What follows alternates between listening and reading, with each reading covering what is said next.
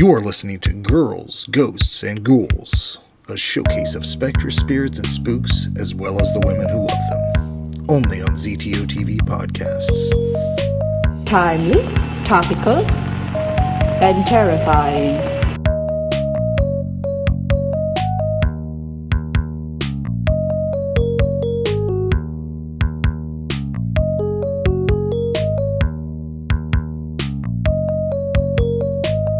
Well, welcome to another episode of Girls, Ghosts, Ghouls, and we are going to discuss Sugar Hill, the 1974 horror movie, not to be confused with the Wesley Snipes drug movie that I knew nothing about. So, our producer voice, he's like, Sugar Hill, the Wesley Snipes movie? I'm like, what Wesley Snipes movie? Yeah. But it so Sugar Hill's my choice. I love 70s movies. And as awful it sounds, blaxploitation movies are like my favorite movies of the 70s because they have some really strong female characters and a lot of just great twists on, I love the empowerment of them, even though they're also exploitive. It's very confusing. I'm working through it. But I had never heard of Sugar Hill until I had watched Horror Noir, which is a documentary on Shudder that was made in 2019. And they talk about, the history of horror and Black film stars and Black horror. And it's a great documentary. If you have not watched it, watch it. It's excellent. I highly recommend it. And they mentioned Sugar Hill. And I'm like, what's this? How did I not see this? So I immediately went out and found it streaming and watched it and then loved it so much I bought it because it's awesome. What you do. So a quick summary. Sugar Hill is actually Diana Hill, and her partner Langston started calling her Sugar because she looks as sweet as sugar tastes, and it's the 70s. So, and Langston owns a club, Club Haiti, and a white gangster guy wants his club, and Langston refuses to sell. So, Morgan, who is the white gangster guy, sets his cronies on him, and they beat him to death in his own parking lot, which Sugar, who's a rather dynamic professional photographer in the fashion industry, and also grew up in an old mansion with a relative that was a mambo, Mama Matrice, is like, I will have my vengeance. She goes to see Mama Matrice, summon up Baron Samedi, and basically she sets a zombie horde on them and kills them all one by one in beautiful ways. So that is their general plot, and basically you're just looking at, it's great. So they set all this up, and all after that, it's just zombie kill of the day, and it's amazing. It's a very straight up revenge, horror revenge flick. Mm-hmm. With a really definitely great, strong, powerful female lead. Yes. And it was Marki Bey played it, who actually was not in a lot of movies. Marki Bey was in maybe I think 5 movies and some TV stuff from 70 to 76 maybe. Yeah, I looked up her acting history, and she wasn't in a lot of stuff. Gorgeous woman. Oh my God. Oh my word. I know. I think she was perfect for the role because the way she spoke, the way she presented herself. Yes. There were powerful, several times. Sorry. Yeah, there were several times, and this it's a factor of both the screenplay and the ability of the actor or actress to pull it off. Right. Is that there's so much she says, but it's what she doesn't say with those words that's important. Yeah. Oh, and her inflection and her looks. Okay, so I gotta say, from the cast, there is just great face. I can't say it any other way. Their facial expressions. Yeah. Oh my God. Don Pedro Colley, who plays Baron Samedi, has the best expressions. Oh. His face is just, I'm staring at it fixated. Show me his face again, because he's it's the great crazy, and he it's amazing. I love what he did with the character. I don't have enough familiarity with all things voodoo to say how well he did, but I have a little bit of familiarity. I know that he's typically portrayed, the top hat, the dark glasses, the cigar, rum, and he's, even though he's married to Mama Brigitte, he tends to stray very frequently. a bit of a philanderer, shall we say. But let me put that right out there. If you are a scholar or practitioner, or if you follow the religion of voodoo, I'm pretty sure it's not very accurate. It's not horribly off though. It's just not really accurate. Let's just put it that way. But it's a 70s horror film. You can't really expect. I actually read an article because I was curious how people felt about it, just because I was curious. And an article came out last year that was going back and revisiting it. Nice. In the wake of George Floyd and whatever. And they were like, honestly, probably one of the best portrayals of voodoo I've ever seen on the screen. It makes it look like an actual religion instead of making it look like a cult.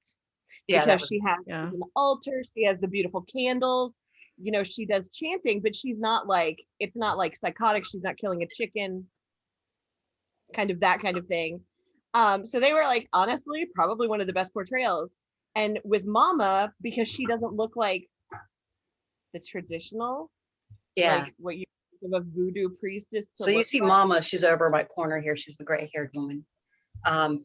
Was an actress, actually, she played, it's Zara Colley, and she played Mama Jefferson on the Jeffersons in the 70s. It was one of her acting credits. Sorry, Betsy, go on, please. But no, so basically what they were saying was, as far as those portrayals go, this is probably one of the best ones. The worst was the beginning of the film when it was in the club. The Club Haiti, they have a reenactment of a voodoo ritual. And that was horrible. But this as entertainment at the club. It was that involved chickens and people screaming and blood being Well, one of the things that they mentioned was it really showed that one was obviously for the white audience, for tourists. Yes. And then this was the real one for the real people. And I loved that. I was like, oh, okay. Awesome. But yeah, as far as that goes, from my understanding, not the worst representation of the religion that's ever been on screen. True, because it doesn't try to portray it as evil or what have you. It's very merely that there is a cost for everything that you do. So it's you want to do this. You got to admire Sugar because she paid off that cost with the white girl. A horribly racist white girl. Yeah, I mean, I thought it was very appropriate. I do definitely want to say, like, for anybody watching this, do be prepared for the prolific use of the N-word and prolific racism throughout the film. And part of me in a way is like, oh my Lord, but I logically know there were times and still are places where it is just that bad still. Yeah, they put forth the white racist, and so, and I must say I admire how they handled the white racists, I should say. My one thing I had about the voodoo that I was a little like, so they do at one point, Valentine, who's a police officer assigned to the case, who starts, first he's looking into Langston's murder. That was Sugar Hill's man who got killed and beaten in the parking lot. Then he's following up the murders that subsequently happened once Sugar Hill starts exacting her revenge. And he sees a tie into voodoo, who he believes there might be. And he goes and sees a voodoo expert at the Voodoo Museum. And the voodoo expert is an old white guy. Very distinguished professor and stuff. I'm like, that's lame. That's your voodoo expert. And I'm pretty sure it was supposed to be in Louisiana, New Orleans. So I'm like, that's, I mean, okay. I think if they were going to go all the way, it would have been better to recast that one with a Black professor. But owing to, again, the time where this was made, I would say that's an example of like racism in the film industry. And also, so really, when to add a grain of salt to that, that was like one of 3 white people, 5 white people in the cast, and the other ones were all just the bad guy gangsters. So, I mean, it was written by a white playwright, and it was produced and directed by white people. Which, by the way, the producer Maslansky, I believe his name was, is known for Police Academy, amongst other movies. Oh my! So I have to say, Sugar Hill is far better than some of the other stuff he's done. That's for sure. That's kind of taking a low bar. He did other stuff too. He did other movies. I think Black Disc. I think he might have done Scream, Blackula Scream as well. So he was very well known. The guy who played Valentine, Richard Lawson, was a very prolific actor. He still is actually. And he was in a lot of movies and TV series throughout the 70s, 80s, 90s, and I think even now. I think I'm gonna have to look him up. He seemed really familiar. Yeah. Now, what really got me, I don't know if you guys got this, but when you were hearing Fabulous speak and seeing his face, where you're like, I know that voice, I know that face. He was Mac from Night Court. I recognized him literally. What? Yes. Which and I was one? like, who is that? The beard threw me off. As soon as like I saw with it, because it covers the whole lower half of his face, so you only really see from here up, and that's where you kind of see Mac. Which character? Mac, the clerk of courts. Oh no, I know the Mac character. I'm talking the character in Sugar Hill. Fabulous. The only black gangster in Morgan's Gang. Oh, his name was Fabulous. Sorry, I'm. Holy fuck balls! Which I didn't realize that. Betsy and Now I were have talking. to go back and watch it again. Fabulous has the most amazing 70s outfits that he totally pulls off. It is mind blowing because there should be terrible outfits, but he just looks fucking superb in them. Even the one where he's wearing the hat over his afro, so the hat doesn't actually fit his head because it's like basically the afro is wearing a hat. The best. I'm like, I don't care. I love you. You can do no wrong by me. I know you're the bad guy. Don't care. Yeah. Love you. Fabulous. Yeah. Sorry, go ahead. Okay. I was just saying that, I enjoyed with the film waiting to see like who got what in terms of How the deaths modes of revenge. Yeah. Yeah. So, I'm gonna babble on about fashion a little bit more, and then Excellent. I thought we would go death by death. Yeah. But that sounds good. So also Sugar's outfits, fabulous, except for that first one, that green dress I was not about, but I love how she had the kill jumpsuit, the white with the red, that every time she was executing somebody, she had that one on. See, I actually liked the green dress and the head wrap that she had. The head wrap I was for. It just, the color green didn't sit well with me personally, because I just don't like that color green. And the cut of it I think it's because all the other outfits were so much better that one just fell flat for me. Yeah. Could be. And I think it was because she was trying to be like professional, because she was in her boyfriend's club, and so she's like, on appearances. Yeah, some of her other outfits though were so good. So many vests that were so low cut. And the bell bottoms. Wear a vest in my entire life.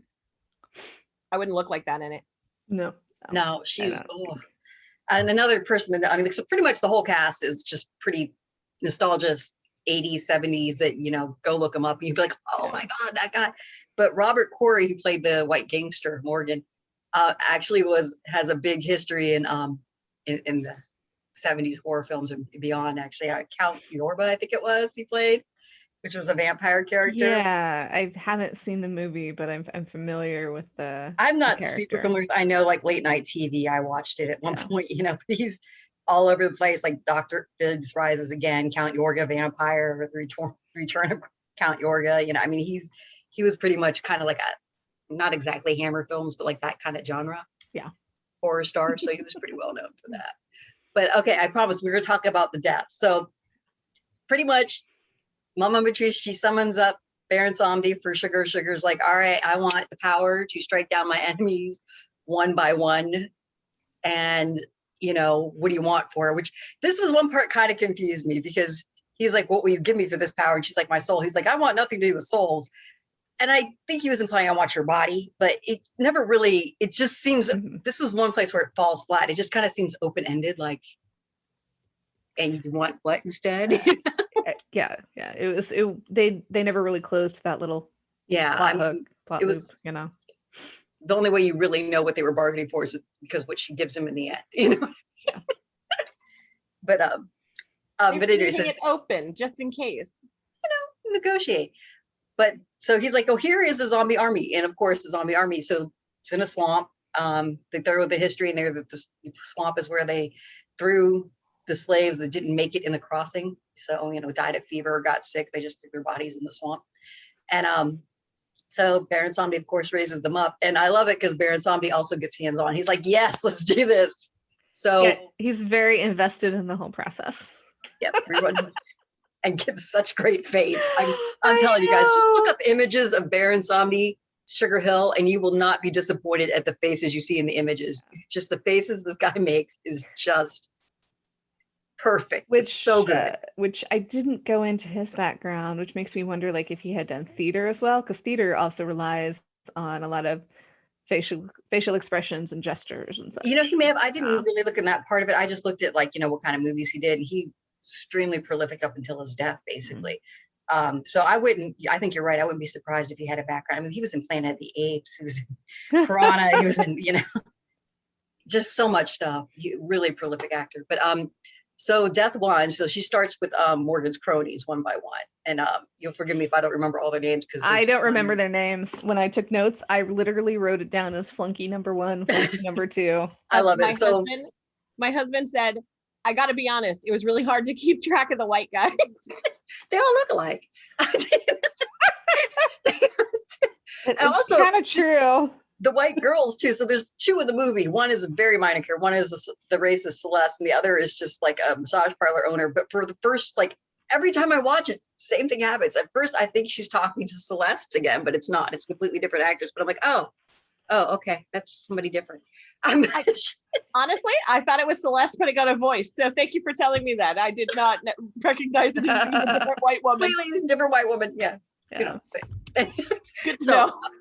Flunky number 1 on the docks, basically bullying people that want work, that if they want their crews to work unloading or whatever on the docks, they have to pay him, obviously pay Morgan really, but for the privilege of having a job.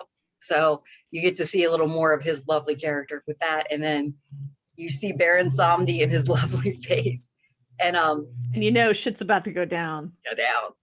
And Flunky number 1 walks back into, like, you know, the storage area, and Sugar Hill calls him out, and looking back, I call it the white Elvis jumpsuit, but Elvis never looked so good, and it's a much less gaudy jumpsuit than Elvis ever wore. Yes. But like I said, it's her kill suit. Anytime she's going to do kill, she's in that outfit, which might be just it was low budget and they just filmed all the scenes where she did kills. That would be my guess. This was another American International picture, same one that did Mask of the Red Death. So I'm guessing this fell along the lines of churn it out quick and just churn it out cheap. Yep. So basically, this is the most dull kill, shall we say. You know, the zombies come out. Well, basically, she says, I'm here to pass judgment. He's like, I'm going to kick your ass. But of course, they got to compliment her looks. You got to love that. Every gangster face, like, yeah, you're hot. But I'm still going to beat you up, and then, you know, call her a racial slur or, you know, a bitch or whatever, you know. So he basically gets grabbed by the zombies and has his head chopped off with a machete. So very quick death. Really straightforward, yeah. And I think it's because just feeling a groove, getting into it. I was going to say, I also don't think he was one of the ones in the bar. So I'm guessing he's like loosely associated. So he may have helped beat him to death, but I don't think he was one of the main flunkies. Yeah, because there was like 4 that beat the guy, and then like there was like what 5 or 6 deaths. Yeah, so I think we had extra guys, but because which was fine. Because there was one of them that said, "Oh, I wasn't there." She's like, "I don't care." I think you're right. Yeah. We'll get so to that. I think that his was swift and easy because he wasn't actually like directly involved with the death. Just could have been, and also she probably has to find her groove. Yeah. Oh, yeah. Just getting started. What can the zombies do? How creative can it? Let me talk, because I mean, it was pointed out by Mama Marquez that Sugar Hill was not really a practitioner of voodoo or a believer. Yeah. So, you know, she might be consulting and figuring out what else she could do. You know, who knows? She's working on it, right? Which, guys, keep me honest, because I'm starting to lose the order. But death number 2, was that the pick car? Well, I also have a couple things like please, that I want to mention, like the in between the death and whatnot. Because, you know, later on, Sugar's talking to Morgan. This cycles back to our other point that she was such a good actor with her expressions. When she's smiling at him, like, that's not a smile. That's a baring of teeth to rip out your throat smile. That's that smile that many of us women give when we are hiding the fact that we are going to hurt them. Yeah. But most men do not realize that because we're smiling. It's along the lines of if you hear like slight laughter before that and then that smile, just leave. You should just go run. Which is a good point to make up in general. So like during this period, Morgan finds, well, she tells him because he doesn't know what's going on at the club after he murders the guy who owns it. So he has a interview with her, shall we say, and which she reveals that Langston, her boyfriend, left the club to her. And so now she's interacting with Morgan, who has no idea that she's, going to kill off all his men and him one by one. And he's low-key threatening her about, Oh yeah. It's the subtext is very clear. Yeah. You want to sell me the club because, even prosperous clubs, businesses, experienced people know how they can go bad, so. And then, of course, we get the nice little racist Celeste. Oh, yeah. Coming in at that point, too. Whatever she is. But first of all, let's just talk about the white trash hoe, because that's what she is. Pretty much. Yeah. No respect for herself whatsoever. This guy treats her like trash. I wrote down one of the lines that he says to her because it like hit so hard. I was like, oh my God. Because he basically says that Sugar is classy. And she's like, which Sugar is classy. And he says, Celeste, everybody knows what you are. I wrote down the same line. I have it right here. Yeah. I'm like, oh, my heart. That hurt me. And I'm not even Celeste. Yeah. I was like, oh, snap. Yeah. But no, she hangs in there anyway. And then we should also mention the lovely cat fight that ensues shortly after that. Oh, yeah. That one has some great lines too. Oh, yeah. When Celeste calls Sugar uppity, and she's like, when I'm talking to you, it's nothing but down. Yeah. I was like, girl. Yeah, when she said that line, my eyes got big. I'm like, oh, it's going to happen. Yeah. And I like how the bartender in the background is like, it's just whatevs. He's just Sugar can handle it. That girl was stupid. He's just watching the slap fight that starts. Now, to be fair, Celeste gets a good few hits in, but Sugar dominates. Yes. Oh, yeah. Yeah. Big time. So, yeah, Celeste gets knocked down to the ground, bucket of ice thrown on her, and that's it. But like I said, so, yeah, good to point out. And also in between, you also see Sugar doing her job, which like she's a professional fashion photographer is what it looks like. And yeah. Which is one of the things I loved about the movie, which it was a strong professional female who could handle her shit, she very clearly had her own hustle going on. Yeah. Which is funny because you have a lot of that in the 70s and 80s, the early 80s, and then it starts fading away in the late 80s, early 90s. Yeah. I noticed that. All these, and like across, just all the female actresses, parts just seem to be whimpering romantics that need to be saved, and even if they are strong women, somehow in the end they end up giving up their whatever because of a man, and you're like, no, I don't want this for you. You don't want this for you. Come on. Yeah, like even if they don't give it up, there has to be a man in there for support, kind of thing. And not that this doesn't also sort of have a love interest there of a man, but still, it's just I just, we lost a lot of that after mid-80s, I'd say. I think it's very clear with her like little romantic connection to her previous ex-boyfriend that she is fairly firmly in control of that situation. Oh, yeah. He's not come save the day or anything like that. He's just there and almost in her way, and she deals with it. And he's lucky how she deals with it. I was going to say, honestly, very lucky, because Baron Somni was like, up to the Baron. Killing's easy, not a problem. She's like, no, you can't kill him. And he's like, all right. Oh, fine. I'm just gonna maim him a lot. Cool. Yeah. Yeah. So, kill number 2. Like I said, I think that was the pig farm. Am I right in thinking that? Yes. Yeah. Because in my notes I have death by pig. Okay, pig farm. So, which is kind of good because it highlights Baron Somni again, totally just playing up to the white racist. Mm-hmm. That is one of my favorite things, was him being like, oh, I don't know what I'm doing here. I just was asked to bring you. And I'm like, that's horribly racist. And also, like, he's making a point here. Like, I know I can lure you out here by pretending to be this thing. Very much so. Yeah. Like, even like basically singing Zippity Doodah in the cab, you know, I mean, like, he's totally just playing on the Uncle Tom kind of persona, because he knows this white guy is just going to fall for it completely. Oh yeah. Not even think about it and not see him as a threat or anything.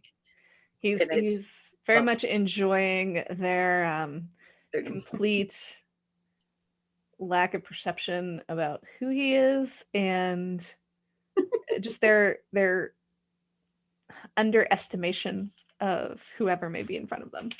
Absolutely. If they're a person of color. Which is funny, because so is Sugar Hill, which is, well, yes and no, because honestly, the bad guys give a lot more respect to Sugar than they do to Baron Samedi. Which, true. I think that plays in on their ignorance and on Sugar's persona. You know, like, the character is supposed to have been known for being, like, I think he referred to her as dynamite or firecrackers, what Langston referred to her as at the beginning. Yeah. And, you know, the actress dominates the scene that way. Like, you know, it's an imposing woman. She just, but yeah, so I'm sorry, I digress. Baron Samedi lures Flunky number two out in the fields to, you know, a pig farm or a pig pen, basically. Mentions the fact that the pigs hadn't eaten in weeks. And of course, Flunky number 2 is like, we'll feed them. And she's like, okay. Sure. I intent. that. And zombies just kick him over into the pig pen and he gets ate. And I love it, because she goes, I hope they like white trash.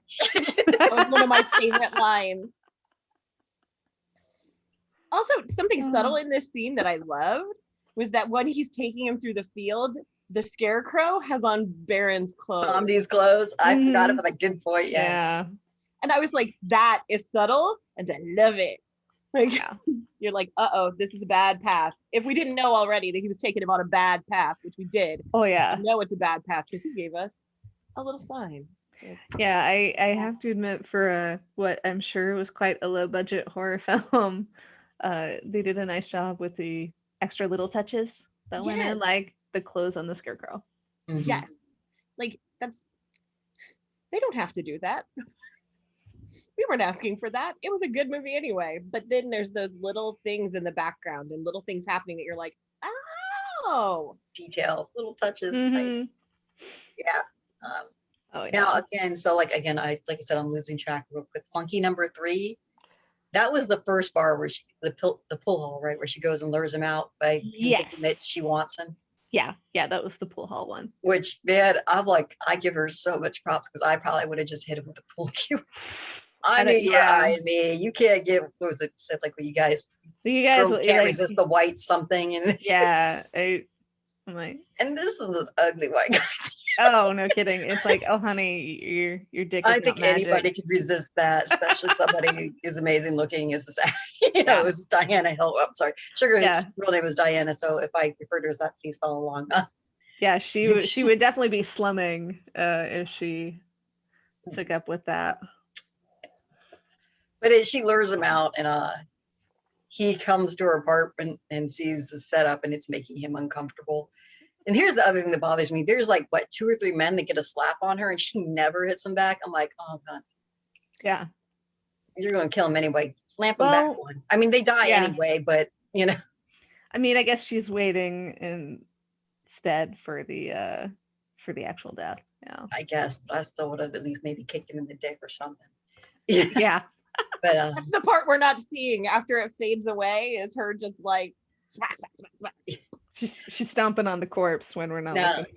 Now this death, so the first 2 deaths, not all that voodoo, you know, I'm sorry, I shouldn't use the term voodoo, but it's not all that supernatural, shall we say. I mean, it is using zombies, but we're just looking at a head being chopped off in death number 1. We're looking at being thrown to the pigs in death number 2. This one, they sit his ass down with a little like pop-it doll in the middle, and the, you know, sands of time thing lighting up, and she basically tells him ritual killing, shall we say, that once the flames hit the little doll in the middle, that he will cut his own throat, if I recall correctly. Yes. It's you know, when the flames reach the doll, you'll kill yourself. I don't think she specifies, but kill yourself, cut throat. I remember cut throat, but like I said, my details are fuzzy. I could entirely I only watched the movie 6 times this week, and for some reason I don't. I only watched it yesterday night. So. Yep. Fine. But yeah, so he does kill himself. The flames reach him. Another dead one. Yeah. Of course, though, we should be noting that Morgan, the gangster, is of course freaking out that his men are dying and trying to figure out what is happening, but isn't. And meanwhile, keeps trying to negotiate with Sugar to get this club. Yes. Mm-hmm. So this is still happening in the She's background. still playing him along. Yeah, she's still stringing him along, thinking that she's happy to sell. Which actually brings us to death number 4, because I think, it's like, again, keep me honest, because I think this is the one where the guy brings her the $10,000 and she sticks him in the coffin. Or is this the bar one where they go and break poor preacher's fingers? I think this is. I do not believe this is the one with the money. I think the one with the money is next. Okay, so Yes. this must be the one where he's sending his flunkies out to go find out who is killing his men. Yes. So one of them shows up at a bar where there is this very talented pianist and singer called Preacher that he starts basically haranguing and breaks his fingers, I would assume, with the piano lid, saying, "Tell me what's going on." And this is like one of my favorite scenes, because you have Baron Samedi behind the bar. And, after he beats on this guy a little bit, he goes over to the bartender, who's Baron Samedi, and goes, "You didn't see nothing." And Baron Samedi's like, "No, I didn't see anything. In fact, let me make you a drink on the house. I'm famous for it." And he goes, "It's a zombie," which, by the way, is what I'm imbibing tonight. Yeah, that was a great line. I had all the rums, but I had none of the juices for a zombie. So Same. I would have had to make a run to the store, and I did not have the spoons for that one. Yeah, I had pineapple juice left over, that I hadn't used for a virtual Pleasures of the Cup event. So I had all the rums I could possibly need, pineapple juice, which you can do orange juice or whatever in case you need to know about zombies. I had grenadine, I had lime juice. I'm like, I made an extremely strong zombie though, so if my voice gets more and more slurred throughout the recording, my apologies, but enjoy. Sorry, so we're in the bar. He refuses the zombie from Baron Samedi, which is just, you could have had yourself a good last tasty drink made by Baron Samedi himself. And he refuses. Yeah, that doesn't happen every day, No. And here we have another really good ritual. So actually he looks over after he refuses the drink and he sees 2 zombies that are people as opposed to the drink at the end of the bar and realizes he's in trouble now. And then, shit, I'm fucked. Yeah, and then Sugar pops up, and again, another ritual doll. The zombies basically pin him to the wall with a couple machetes, and then she slashes a little doll, and he gets basically cut to death. Yep. Very nice death scene. Yeah, and not gory though. I'd have to just point this out. If you like gory blood splatter, you're not really going to see that. That's not in this. There's not a lot of that in this film. Which I'm kind of a fan of the gore and splatter. This movie didn't need it. I feel it might have enhanced it a little bit if they had a little bit of it, but it was okay without it, just so you know. Yeah. But don't expect it. Yeah, and this is when her cop buddy is really starting to put everything together, because that's when he visits Mama Matrice's house, mansion, whatever it is. Yeah, let's talk about that real quick. So he's getting suspicious because there's 1860s slave manacles that are being found. There's dead cells, from dead people and mold being found on the bodies, which sends him first to the Voodoo Museum to do some preliminary research. And he goes again. Which means you should listen to your scientists. Because they'll let you know when it's a zombie outbreak. Yes. In case you didn't know, Rebecca is a scientist. So if you need to know if we're about to have a zombie outbreak, message Girls Go Schools and be like, "Hey, Rebecca, we in danger yet, girl?" Yeah, if you don't get a response, that means I've already bugged out, and y'all should run for the hills. Back your 72-hour kit and run. But at any rate, so he goes back and is like, is there any, voodoo priestesses or whatever, in the area, or were there ever? And he's like, "Oh yeah, Mama Matrice, she was down the road, basically." He's like, "Oh, when she died?" She's like, "Oh." He's like, "No, she's not dead. She's, I always met her at this crossroads." And he says where, and Valentine's like, "Shit, that's Sugar's house." Hey, wait a minute. And he already is starting to. I mean, obviously from the beginning, the cop is like, "Do you have something to do with this?" Yeah, he's Because she had suspicious of Sugar. yeah. Well, I mean, it's Well, because she logical. flat out told him she wanted to see Yes. them all die Yeah. one by one. Yeah, yeah. She told him.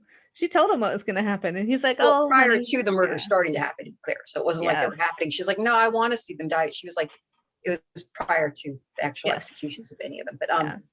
yeah. So he hightails it out there to go see Mama Matress, and of course, ironically, there's Sugar and there's Baron Somdi as old Sam, the groundskeeper The now. gardener. Yeah. That I think was one of my favorite portrayals that he chose, because you see him walk up with the pruning blade, And and he's you're looking like, intimidating as fuck. Like, yes, and you're like, oh, is somebody gonna lose their head? again, great face. Just great expressions. And he's like, here, I'll lead you to Mama Matress. And of course, Mama Matress shows up. And I love it because the scene's so brief. She just grabs Valentine's face, is like, he's not a believer, and then walks away. Yeah, that's the I'm done with you. Well, talk to the hand. And he goes as if he's going to follow. And like, Baron Somdi's like, yeah, no, Oh, don't follow Mama Matress into the woods or into the swamp. And you're not going to see her again unless she wants to see you. yeah. you leave the priestess alone. Yeah. Which actually, this whole scene is what eventually leads to him getting his leg broke. Yeah. Sure Which was is. basically executed by Baron Somdi and Mama Matress, because I think Mama Matress took the doll. It's like, yeah. But anyway, so now we're on death number 5. 5. Sorry, Yep.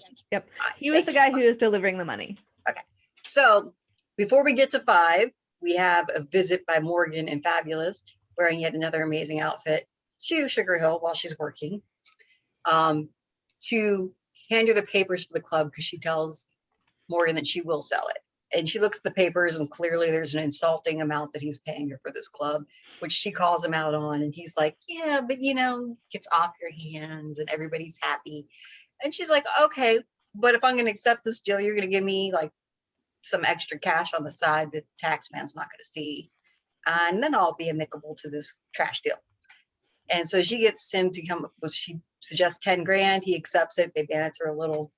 And he then sends Funky number 5 to go and give the 10 grand to her. He shows up. I'm trying to, was it her? Yeah, it was her apartment, I believe, right? Unfortunately I did not write it down. I don't, it was the club location doesn't matter that much. Yeah, that's true. It really doesn't. It's immaterial. It might have been the frankly. club itself. They might have. That's what I thought it was. That would make more sense. I think he shows up at Club Haiti to give her the money, and of course, it's filled with zombies. They come at him. He's already like, I'm gonna die. He's afraid. He's like, this is one who claimed he had nothing to do with the death. Yeah, he was one of those. That he wasn't there or anything. And she's like, don't care. You're one of his guys. That makes you guilty. And he's like, but here's 10 grand. Here's 10 grand. She's like, oh, you think money solves everything? Now, you got to give Sugar her props, because my ass would have taken the 10 grand and killed the motherfucker. She did not care about money. Same. But I'd be like, no, 10 grand's 10 grand. Especially in the 1970s. Whew. Oh, yeah. Yeah. I mean, yeah, I haven't checked inflation, but, it gets a significant amount. And, I mean, I'd be happy with 10 grand now, but 10 grand almost means nothing now compared to what it meant then, Yeah. But yeah, so basically the zombies throw him in a coffin full of snakes, and she's like, take the money with you, and they seal him in. But they weren't very dangerous looking snakes. They looked like all pythons. Constrictors. Yeah. That is exactly what I said. I was like, and if you're a snake person, you'll know that that's an entire coffin full of boas and pythons. It's completely harmless. But I'm gonna, okay, whatever. I mean, they could still strangle him. They might get hungry in there. I mean, it could happen. You just don't know. Jenny, maybe they're like Mocha. Yeah, I mean, if it's with Mocha, you're not going to die at all. Yeah. Mocha is my rosy boa, and if you don't know what a rosy boa is, look it up, and you'll be amused at how harmless a rosy boa would be to anything but maybe the babyest of mice. She's a baby, but he's a cute snake. At any rate, they're pretty. So they nail him in the coffin. The implication is probably they threw the coffin in the swamp somewhere, between the snakes, possibly strangling him and swallowing him. I took More that likely as just like suffocated in the swamp. yeah, I took that as a sort of a buried alive thing. Yeah, Yeah. that's the assumption I made too. Like, I don't think they Oh. intended the snakes to kill him. I think they intended the snakes to intimidate and make his last hours dying Yep. with no air even more miserable. So I would have been happy for the snakes because they're cuddly. If I was going to die, They certainly I cuddle. can't die warm. Plus the snakes might break out of the coffin and help you. You don't know. You just don't know. They could be buddies, snake buddies. That's a buddy cop movie I'd watch. So now it's worth noting that at this point, Sugar does show back up to Morgan and be like, your dude never showed up with the money. Yeah. What happened here? Oh, we skipped a death. The chicken foot death. I think that was before the 10,000. I think. Yeah, I was that one wrapped up in the death by voodoo doll? I'm not sure. No, I could be. It was different. There was the death by the fire thing, and then there was the chicken foot death, which I can't remember how they killed him. Wait. At the end. He is, I think, the last flunky to go. Okay, so that was the last. Because I have dead strangled by zombies. No, that's Fabulous. Fabulous You're was right. strangled by zombies. You're right. So I'm sorry. At yeah. some point, either after this or right before this, she lures another one in, and I can't, like, I was so obsessed with the random chicken foot attacking him that I don't remember how he died. It might actually have been one of the other deaths that this was the beginning of. I was gonna say, I think But I it don't was think one of the so. other guys. My husband is saying it's the guy with the money. You think that was No, the beginning of the death? See, I don't remember that. I thought there was a separate death. There was the ritual doll where he killed himself. There was the chicken foot, and I think that was another one where he was cut or something. After the whole trauma with the chicken foot crawling up on him and him stomping on it. But you're right. I mean, I guess I'm sorry, listeners. More reason for you to watch the movie so you can figure out what happened with the chicken foot scene. Basically, there's a chicken's foot that is animated walking around. I think this one is her apartment.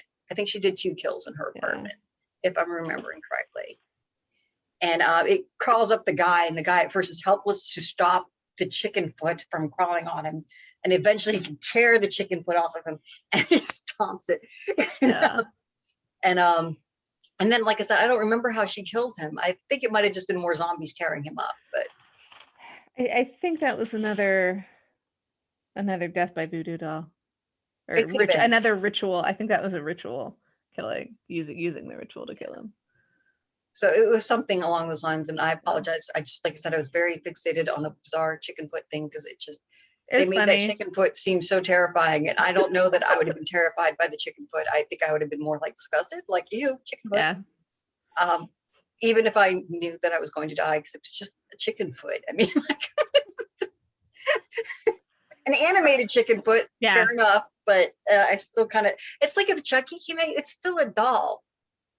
Hunt and run, man. You know. Yeah. Yeah. Go for the field goal. But anyway, so there was that death, or possibly preamble to one of the deaths we already discussed. Yeah. Look it up. Watch the movie. Write us and be like, "Weren't you paying attention?" I can't find it. But meanwhile, we get to our final death of the flunkies. To be clear, and that's Fabulous. And Fabulous apparently has a Thursday appointment at a massage parlor. I'm assuming it's a happy ending massage parlor. Well, because I would say, I mean, it was the 70s, and a lot of people just dressed like, 70s, but it looked very much like the Madam of the Whorehouse kind of look. Yeah. And then again, it's a woman who looks strikingly similar to Celeste, the gangster's whore, and it always takes me a minute to be, oh, that's a different character. And basically, so this is sloppy in my opinion, because she pays this woman to basically bug out of the salon so they can murder Fabulous. But of course, she tells the woman to play a practical joke. But I mean, now she's clearly tied to the scene. So I'm assuming they just did away with the body completely. But still, like, somebody's like, where's the last place Fabulous was seen? Oh, it was here. And this woman paid me $120 to play a joke on him. Yeah. very dangerous tie in there, unless you're going to kill her off too, I guess, which, whatever. But I'm just saying that if you're going to commit these kind of murders and you have Baron Somni on your side, you can cover your tracks better than this. Is just my opinion. But meanwhile, so they pay so that they can basically, get to Fabulous and, put a fun death on him. And Fabulous shows up at the massage parlor, and there's Baron Somni at the desk. So, Fabulous is already kind of aware something's off here. He's like, this is weird. You're not going to give me a massage, are you? Baron Somni's like, no. She is. And here's the other thing that I thought was flawed. Because this guy who's coming in to get a massage from, a woman that he thinks is sexy is going to look at the woman who's going to massage him. Yeah. And of course. And wouldn't he recognize her voice? Recognize her voice, recognize her, but he never looks at her, which I'm like, I'm going to call bullshit on that. I'm like, this is one that's kind of bothersome to me. There's no way that man did not go and look to see who was going to be touching him. Because that was the whole point about why he was there. Yeah. So, but he doesn't. He keeps his face down. He does not recognize Sugar's voice, though she does kind of play up on an accent. She did. She kind of goes deeper southern. Southified it. Yeah, she southified her voice. So she was like, "Hey, Sugar." Yeah, it wasn't a very good job of altering her voice, in my opinion. But not particularly. I didn't notice much of a difference. Yeah. But anyway, I also don't think she was trying very hard because she kind of wanted him to recognize her voice. I mean, let's face it, if he figured out who she was when he wasn't going to get away, I'm just saying the whole premise was it shouldn't have gotten to the point of the zombie massage before he realized he was in trouble. But I'm jumping ahead. So she starts giving him a massage, and then he's like, yeah, that's nice. And she's like, it's a slow night. How about if I bring in some other girls and we do a group rate and we all work on you? It's like, okay, sounds good to me. So, she pretends to walk out the door, she shuts it, and then actually I believe it's Baron Somni's brides that come in to give him the massage. And so again, not accuracy here. When I'm saying Baron Somni's brides, it's because earlier when Sugar first gets introduced to Baron Somni, there's was it 3 female zombies that are basically in wedding dresses that are introduced as Baron Somni's brides. So that is the reference there. Yeah. Who start to massage Fabulous's back. And he's like, I'm like, this is a brilliant idea. We need to open a zombie massage parlor. This is just genius. People who pay for it. I'm just saying. There are people who will love like, it. No, they wouldn't. So the zombies start. People. Yeah, I'm thinking there would be a great niche thing that people would be like, yeah, I want to get scratched by zombie massages. But yeah, so the bride just start clawing at his back, and Fabulous is like, oh, that's hurt. Your hands are cold. I don't like this. And they're clawing at him. And he finally turns around. He's like, zombies, and they strangle him. So it's not the most exciting death, but it is the funniest death in my opinion. I think I would have to agree. Because it's like he makes no effort to save himself. No, he's just pretty much like, honestly, I think flipping out. You're naked on a table and you're being scratched and strangled by zombies. You may not, the shock might be enough to do you in. You're not going to respond well to the best of your abilities. It's the fight, flight, or freeze. Yeah, he froze. Which, let's face it, you're not really expecting zombies to walk in on your massage session. So if he survived, you could be like, I got massaged by a zombie. But he was not going to survive. No. Fabulous is dead. We have no more amazing outfits from him, which is sad. And that leaves us now with Morgan and Celeste. So, the 2 piece de resistance of the film. Mm-hmm. So Sugar basically calls up Morgan and says, you know what? I ain't selling you the club. Fuck you. And Morgan's like, oh, no, you're not. Where are you at? And this should have been freaking clue. Actually, he doesn't say where you're at first. He says, stay at your apartment. I'm coming to you. And she's like, I'm not there. He's like, where are you? And she tells him. Now, any person with the half of her head would be like, this is a trap. Else she wouldn't. Am I being set up? Yeah. Like, I've just threatened you. You said, come and get me. Could something bad be in the works? The problem is he is misogynistic and racist enough to believe that she can't hurt him. Yeah, right. Yep. He's not viewing her as a threat at all, obviously. No, but still, she's an object to him. it's still funny to me. I'm like, something in your brain should have been like, even if she's not a threat, some shit's coming. Oh yeah. Danger. But meanwhile, I mean, let's put it this way. If he doesn't view her directly as a threat, he knows all his people have disappeared. So good chance there's a tie-in here. And if The she fact that herself he is not a never threat, she even might know people who have been remotely- doing this for her. That's the fact that he never even like, okay, Yeah. yeah, he doesn't see her as a threat, but he never even was like, have you hired somebody to Yeah. do this? Like he threatens her at one point when she had gone to talk to him about the club, where he grabs her and Yeah. yeah. I think that's after she claims not to have gotten the 10,000. that was It between was. that was between flunky number 5 and flunky number 6. So Yeah, that, I so that think was that after the 10,000. 10,000. Yeah. Yeah. So I think that was that scene. Yeah, it's another opportunity where she could have kicked him or something because Yeah. he didn't hit her. He shoved her. He like grabbed her He leg, grabbed her by the tight and throat. shoved her. Yeah. Yeah, he grabbed her by the throat. Anyway, so Which truly then he it's not that he doesn't seem to be connecting her to the deaths of his flunkies. no, he he's just merely- threatening her about Yeah. The money in the club. yeah. So he grabs Celeste, who, for what reason you bring your hoe is back up, I don't know, because she didn't look like she'd be any use. Nope. To go to this house out by the swamp to take care of Sugar. And it's funny, they get to the house, and here we see that Celeste is not completely brainless. Because She's he like, gets out fuck of the you, I'm car. staying in the car. Yeah, he gets out of the car. He's like, you coming? She's like, there? No, I'm not. Now she does become slightly brainless after that, because I think he left the keys in the car and she didn't go take off when the zombie showed up. I'm jumping ahead. So Even a hoe can have some self-preservation.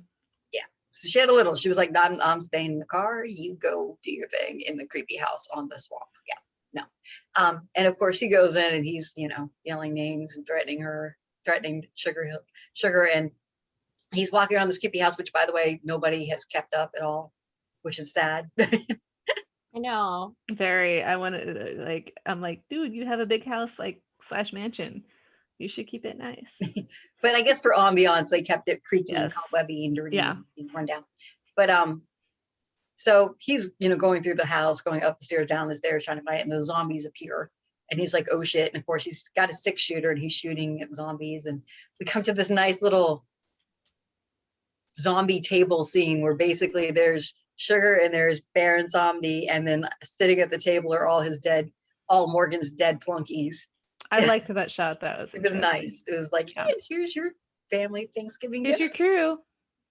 All here for you. And they're all kind of smiling at him in their zombie smiles.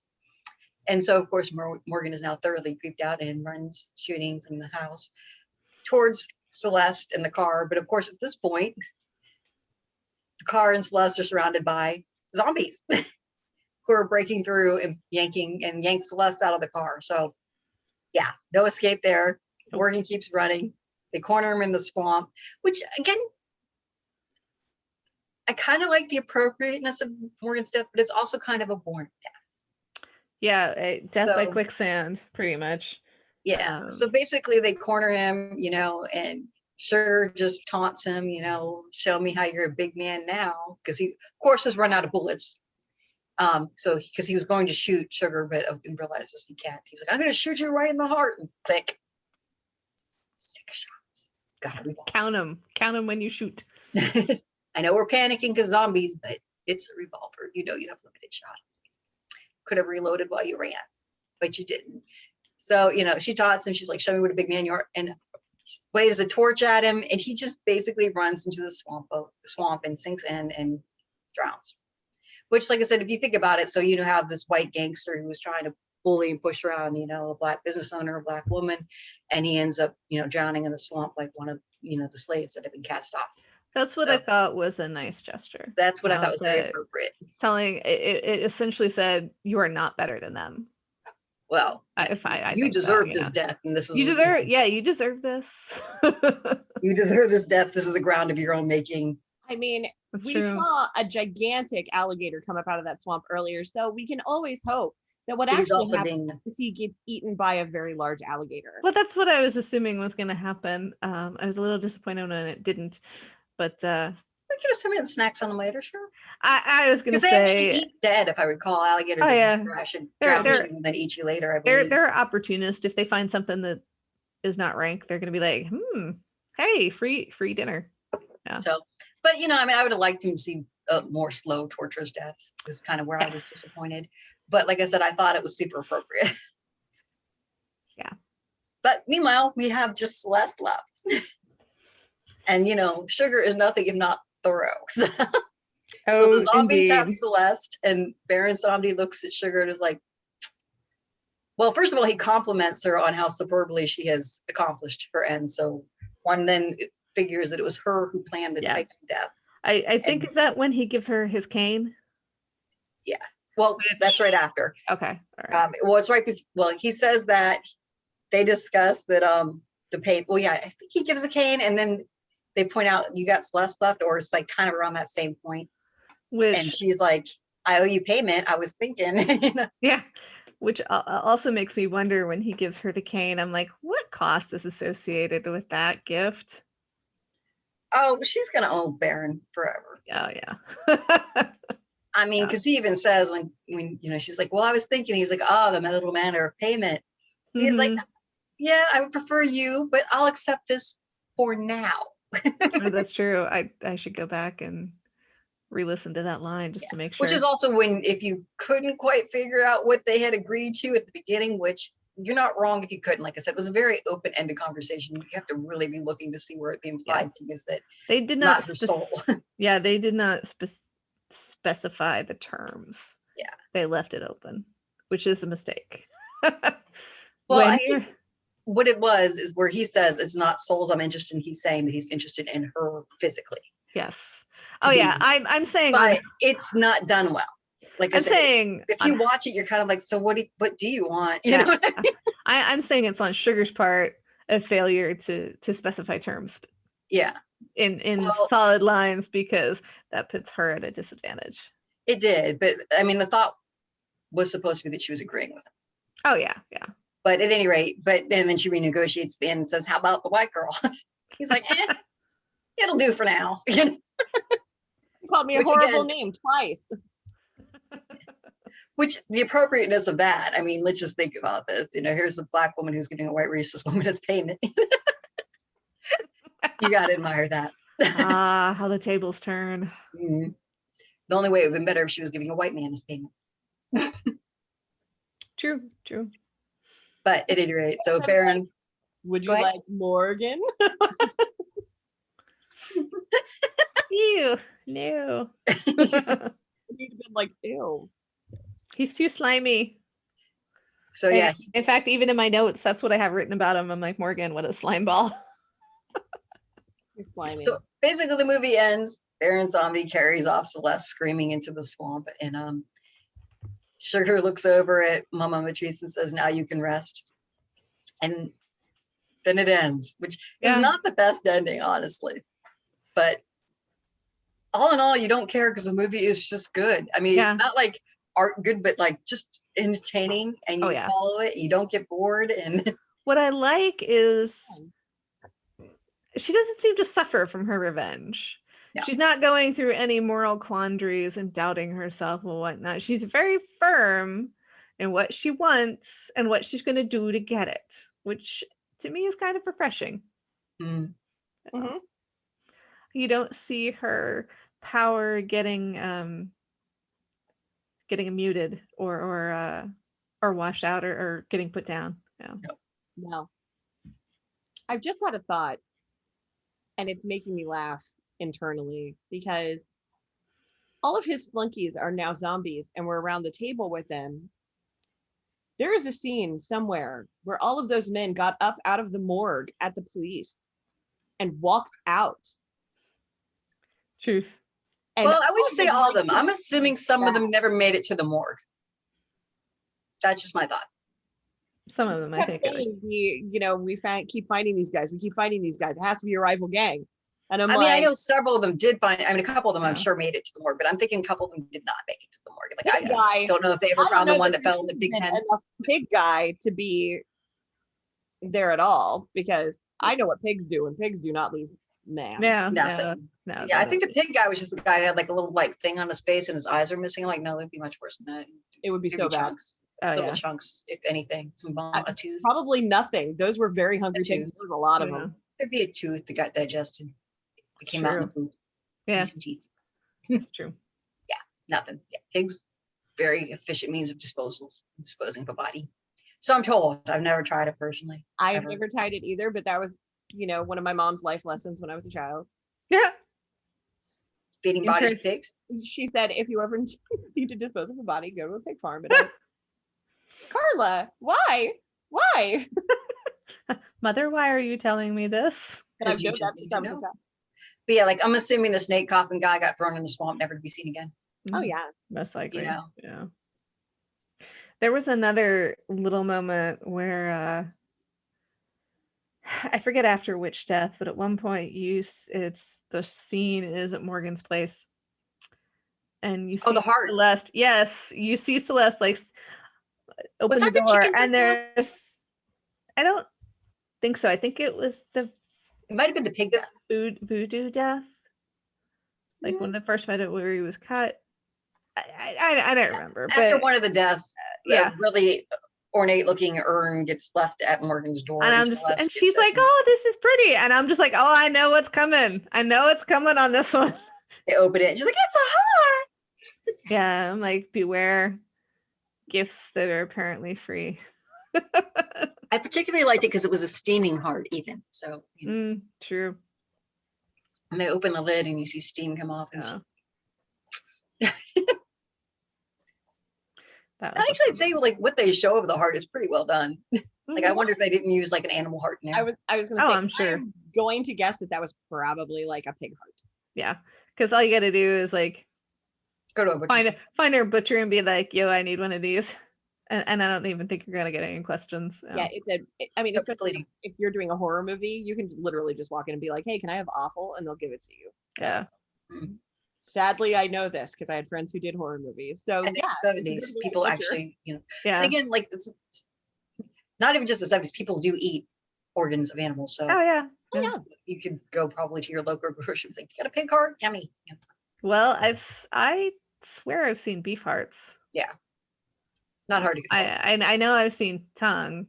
Oh yeah. And I was at the Asian market today and I saw many different parts. Yeah. So, Not hard to get a hold of at all. no. Yeah. So so let's talk about the makeup. Like considering the low budget, I thought what they did with the zombies was actually pretty good. Yeah. I thought it liked was really interesting. Yeah. Like the only time where it came across was really like overt like makeup, like skeleton makeup, was the pig, like the daylight scenes. Like when you see the zombies at the pig pen scene, it's the light's gonna show more flaws and the darker lit scenes it blends in a little bit better. But yeah, normally I don't know, and please somebody correct me. I don't mean to be rude or wrong, but often when you see Black actors being done as zombie makeup, my guess is a lot of white makeup artists, and the tones and stuff they put on the skin are just bad. Like they'll be greenish, and not because they're trying to give them like a sickly hues, because they're just not combining the right colors for the makeup to look correct as a zombie. That's the way to or it's that different, artist interpretation. What would a zombie look? Yeah. Because everybody has their own ideas. Yeah, but I mean, like you will see a difference between how the white zombie makeup looks and how the black zombie makeup looks. Is my point. It's not like It may not be. It's not like everybody's getting this weird greenish undertone. You know what I mean? It's like it's very much this, and like for a lot of places where they're like pumping out zombies, they probably have basically the same mix for everybody, and they're plastering it on faces to make it zombie. They're not looking at skin tones at all. Yeah. So they're gonna default toward whitish, probably. Yeah. We do have to remember most likely the speed at which this movie was probably made. Well, no, what I'm talking about is in this one they didn't do that. Oh, okay. The makeup, the zombie makeup is better in this one, in my opinion. Like you don't see those weird greenish, and it just looks like somebody who's been decaying and their skin is dead, and you know what I mean.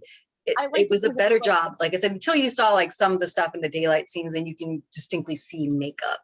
But again, daylight scenes and quick done and low budget film. But in the darker scenes, it looked really good, in my opinion. I liked what they did with the eyes. Yeah, I was gonna say, I love the weird silvery eye thing that they did.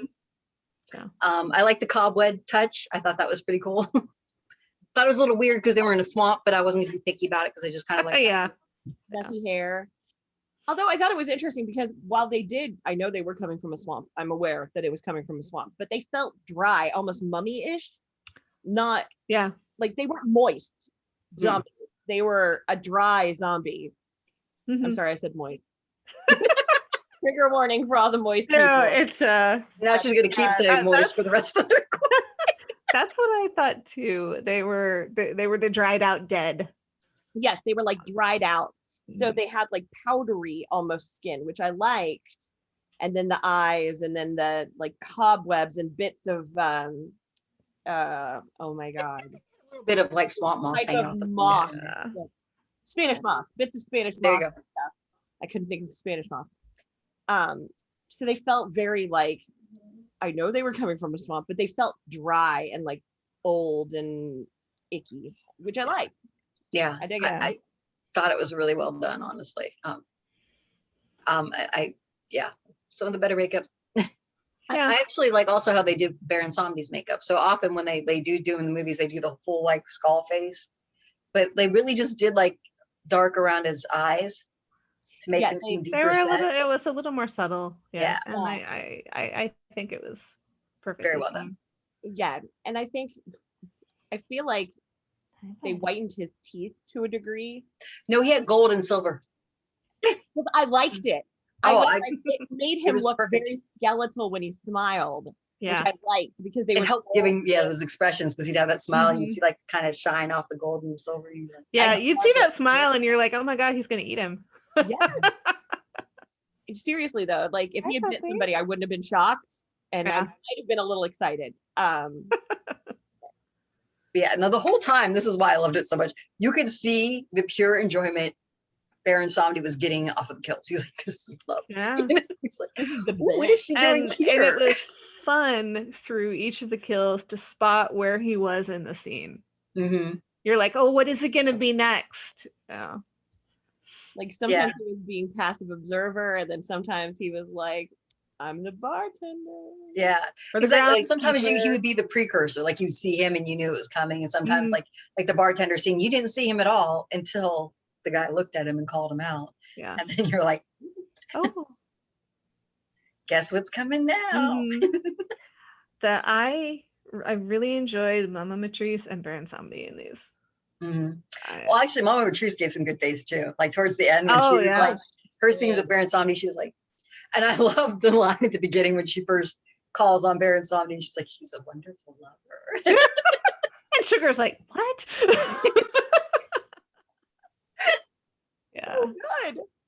And also it was interesting with her in the beginning when she's like, why'd you come back here to Sugar? And I'm like, oh, is there background we don't know? I mean, beyond the obvious connection. I would love to hear the prequel story, you know what I mean? Because that's also when Mama Matrice points, like, you've never been a believer. Like, she's sympathetic to Sugar from the start. Yeah. She knows Sugar's in pain, but she's like, why are you here?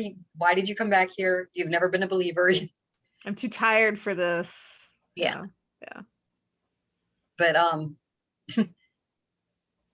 and there's a nice little scene where she's like, well, how much do you love him? She's like, I loved him so much. And how much do you want this vengeance? She's like, as much as I loved him, as much as I hate the people that killed him. So, I thought that was a really well done line. Yeah. And I'm paraphrasing and not quoting exactly what people really watch this movie. It's worth what, the $4 to rent it on Voodoo? Yeah. I got think it's it worth buying. I bought it, Yeah, I got it for I rented it for like $4 on Amazon. I was gonna say I rented it for $4 on Amazon. So if you have Amazon Prime, you can watch it too, and it is worth it. Oh yeah, Amazon, Voodoo, any of those.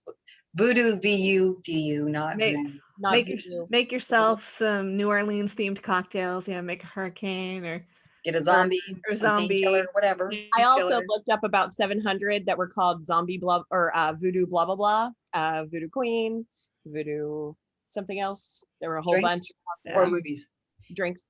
Okay, just check it. I was playing in drinks, and I'm like, darn it! Every single one of these, I would have to go out and shop for something. Time. Yeah, With vodka. That was my problem. So it's a wine spritzer tonight. Which, hey, if you guys watch this and you decide you want to do a zombie themed cocktail hour and talk about the movie yourselves with us, then you can tell us that you want to do that and we will set that up. We will happily have our little cocktail hour. Absolutely. And happily talk more about this film because I really love it. Yeah. I did not expect to like it as much as I did. I'm going to say, yeah. I was worried you guys would hate it and be like, Jenny, what did you make us watch? I loved it so much.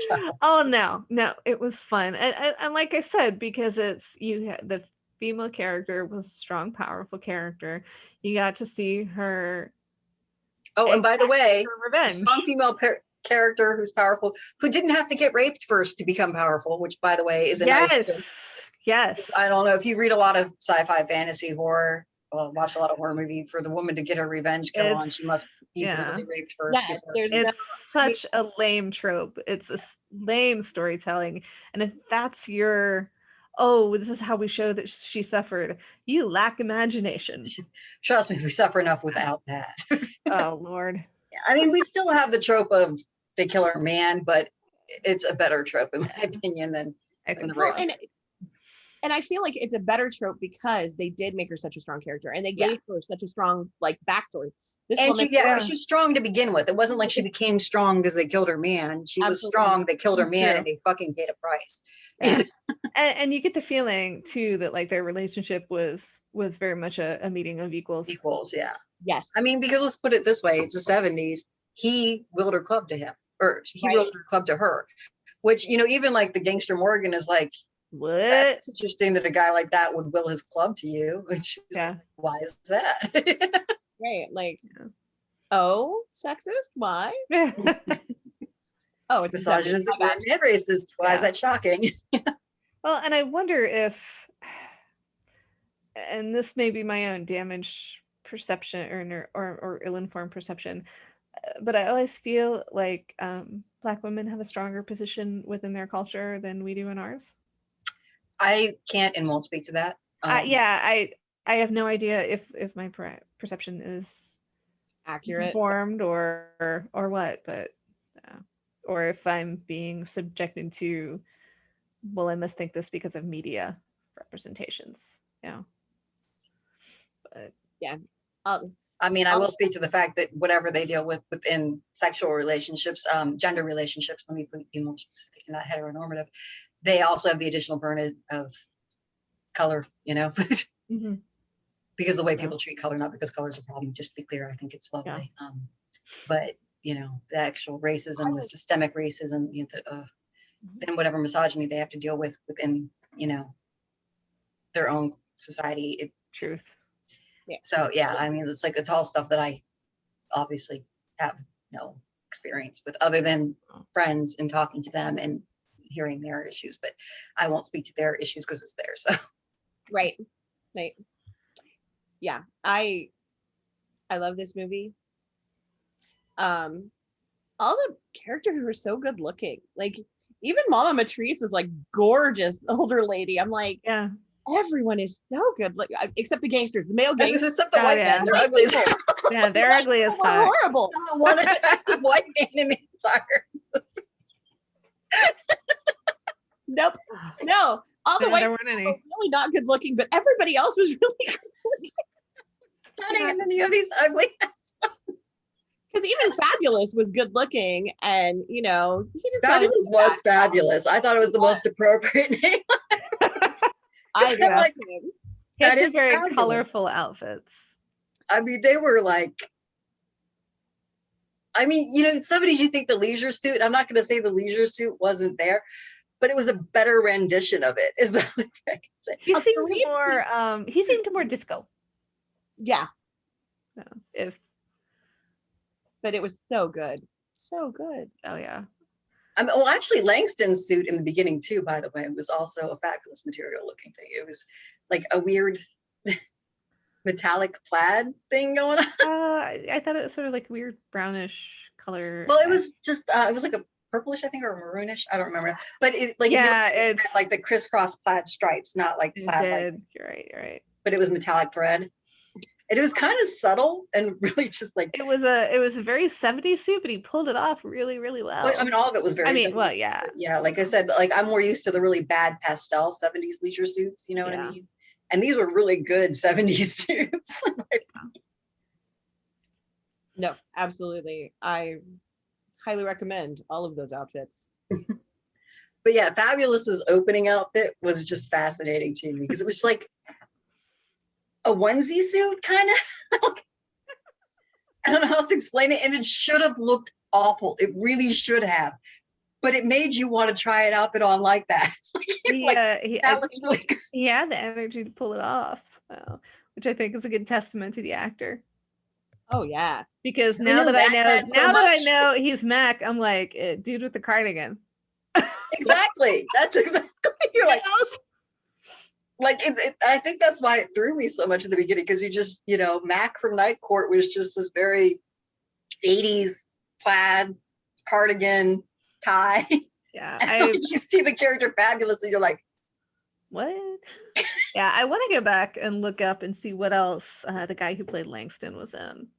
He was in a lot of stuff in the 70s and 80s, and I think still. Mm-hmm. I think he was the one who was also in like Dukes of Hazzard series and stuff like that. I thought that was somebody. It was Samedi. Yeah, he was the sheriff in the Dukes of Hazzard. I was like, oh, I bet that was racist. As fuck.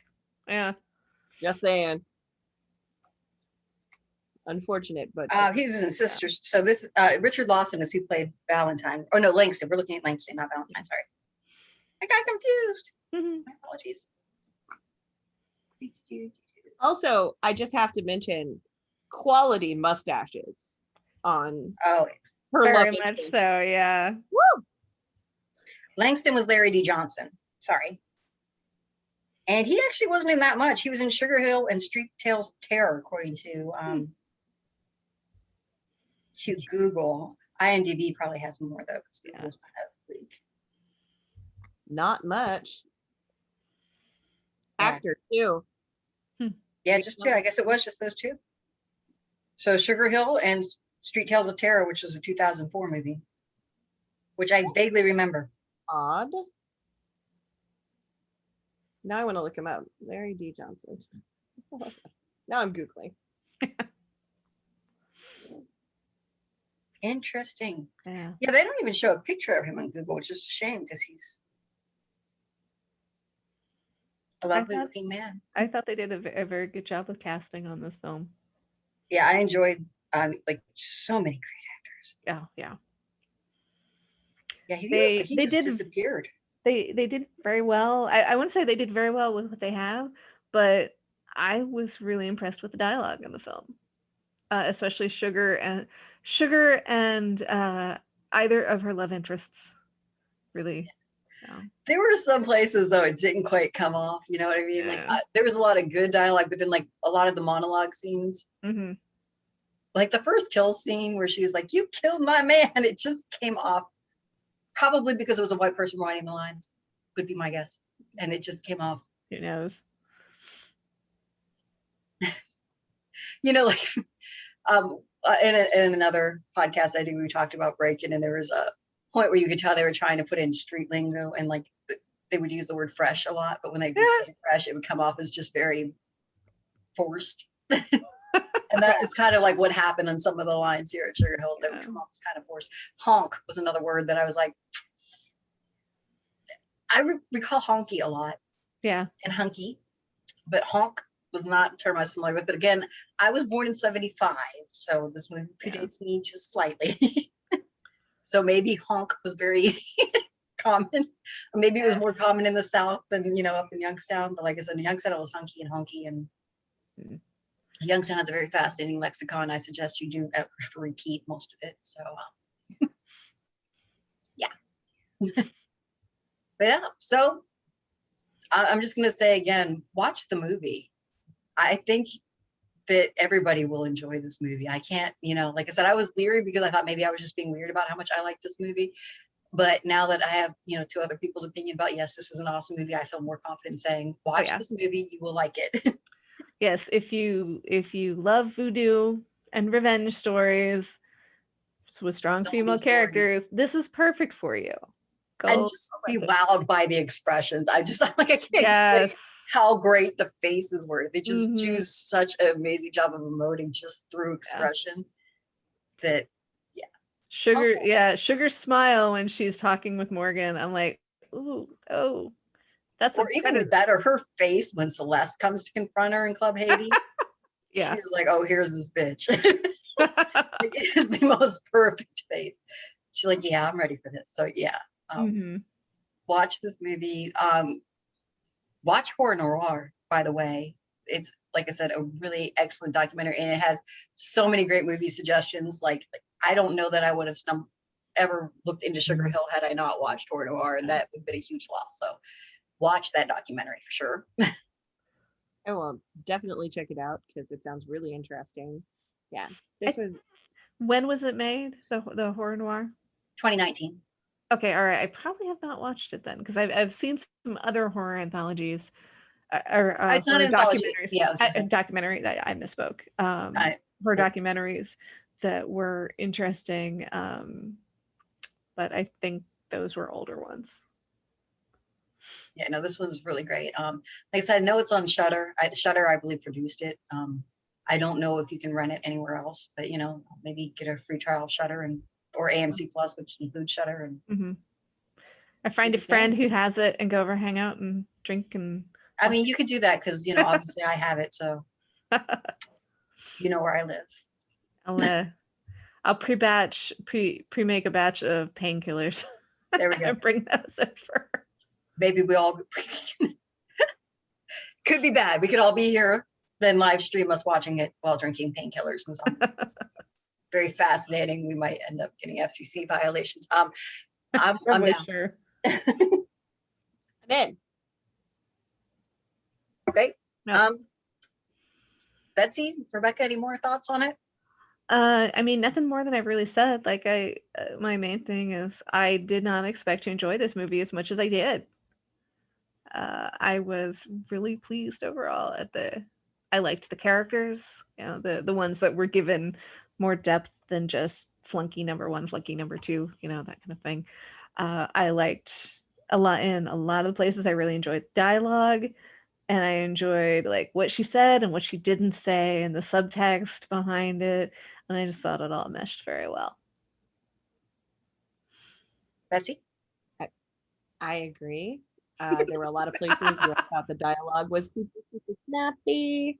I really loved the costumes, every single one of them. I want to grow up to be Mama Matrice, and that's not possible, so I'm a little sad about it. Same. Yeah, I think I have in my notes somewhere that I'm like, I want to be like her when I'm old. I mean, seriously.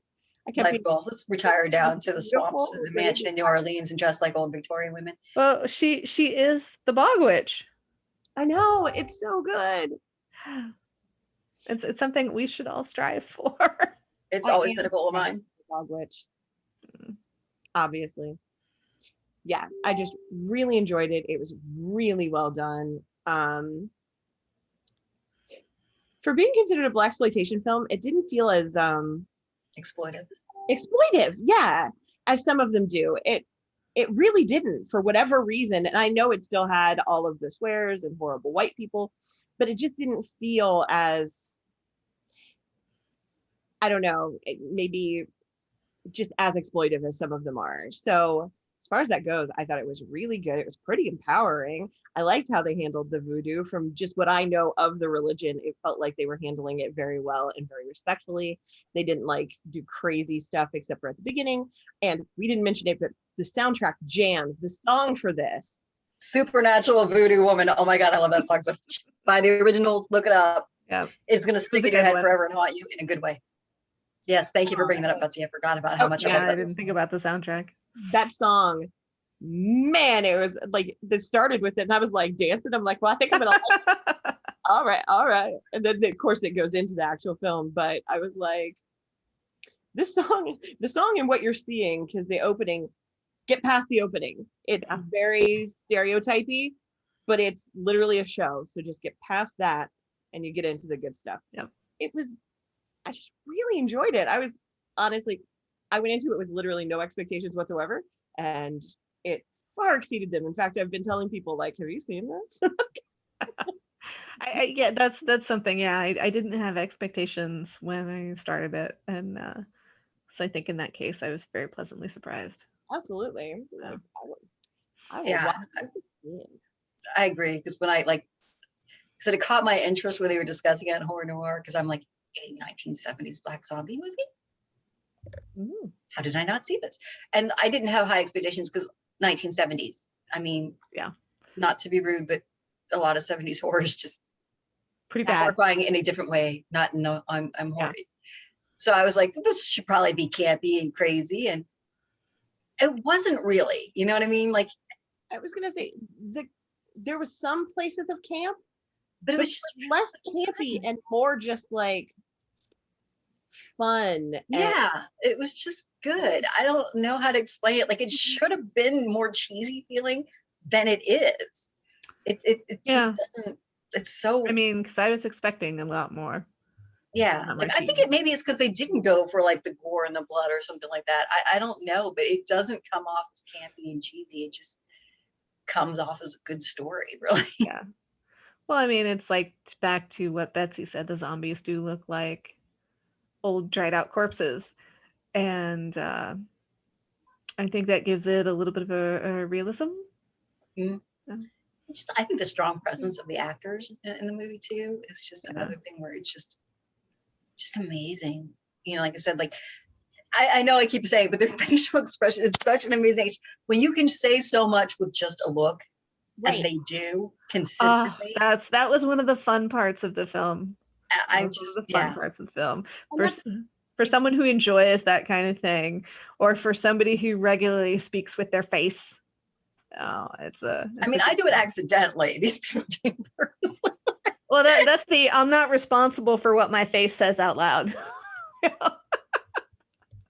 Yeah, like if you're like, show me anger, I'd be like, her? You know, if I am angry, you can clearly see it though. But you know, I mean, these people knew how to just turn it on, and so good. I'm wondering how much of the script was actually good and how much of it was just them selling it so well. They delivered the lines well.